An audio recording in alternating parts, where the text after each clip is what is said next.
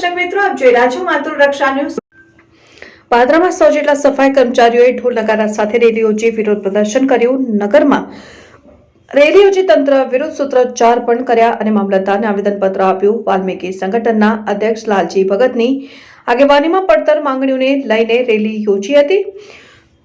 રોજમદાર તરીકે કામ કરતા કર્મચારીઓને કાયમ કરવા, સફાઈ કામદારોને સેફટીના સાધનો આપવા અને નિવૃત્ત કર્મચારીઓના વારસોને રોજમદાર તરીકે નિમણૂક કરવા અને કોન્ટ્રાક્ટ પ્રથા બંધ કરવા જેવી માંગણીઓ સાથે રેલી યોજી। યોગ્ય નિરાકરણ નહીં આવે તો લાલજી ભગતે અન્ન પાણીનો ત્યાગ કરવાની ચીમકી ઉચ્ચારી। ગુજરાત વાલ્મીકી સંગઠનના અધ્યક્ષ લાલજી ભગતે 1/1/2025 થી દંડવત પ્રણામ સાથે માલપુરથી દિલ્હી વડાપ્રધાન આવાસ સુધી ગુજરાતના સફાઈ કામદારોના વિવિધ મુદ્દે પણ રજૂઆત કરવા જવાનો નિર્ણય કર્યો।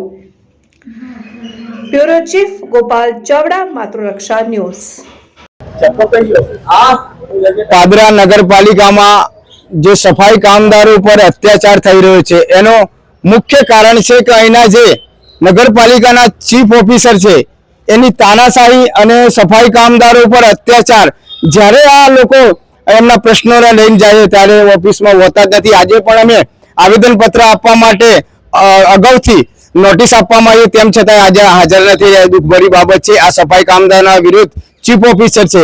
આ દુઃખભરી બાબત છે કે આ નગરપાલિકામાં વર્ષોથી આ સફાઈ કામદારો જે કામ કરી રહ્યા છે, ગટરની અંદર ઉતરી રહ્યા છે, મોત થઈ રહ્યા છે, તેમ છતાં આ સફાઈ કામદારોને કાયમીનો હક મળતો નથી। અને એજન્સીમાં જે કામદારો છે એમાં એજન્સી વાળા ભરપૂર પણ આ કામદારોનું શોષણ કરવામાં આવે છે। આ નગરપાલિકા દ્વારા જે સેફટી સાધન મળવા જોઈએ એ પણ આપવામાં આવતા નથી। સાથે સાથે દરેક નગરપાલિકાઓમાં દરેક સોસાયટી મંજૂર કરવામાં આવી છે સરકારશ્રીએ, મફત પ્લોટમાં અને એમની બિલ્ડિંગ આપવામાં આવે। અહીં પણ આ સફાઈ કામદારો નાની નાની છાપડામાં પડી રહ્યા છે।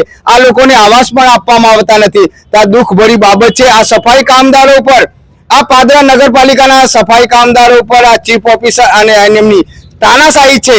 તો સરકારશ્રીને અને તમામ તંત્રને વિનંતી કરું છું કે આ સફાઈ કામદારોને જો ન્યાય નહીં મળે તો હું લાલજી ભગત આ નગરપાલિકા આગળ અન્ન પાણીનો ત્યાગ કરીશ અને ગુજરાતના તમામ સફાઈ કામદારોના પ્રાણ પ્રશ્નો માટે હું લાલજી ભગત 1/1/2025 થી માલપુરથી દિલ્હી દંડવત પ્રણામ યાત્રા કરવા જઈ રહ્યો છું। ગુજરાતના તમામ સફાઈ કામદારો, વાલ્મીકી સમાજને અલગ આરક્ષણ મળવું જોઈએ એ મુદ્દાને લઈ માલપુરથી હું દિલ્હી દંડવત પ્રણામ યાત્રા કરી રહ્યો છું।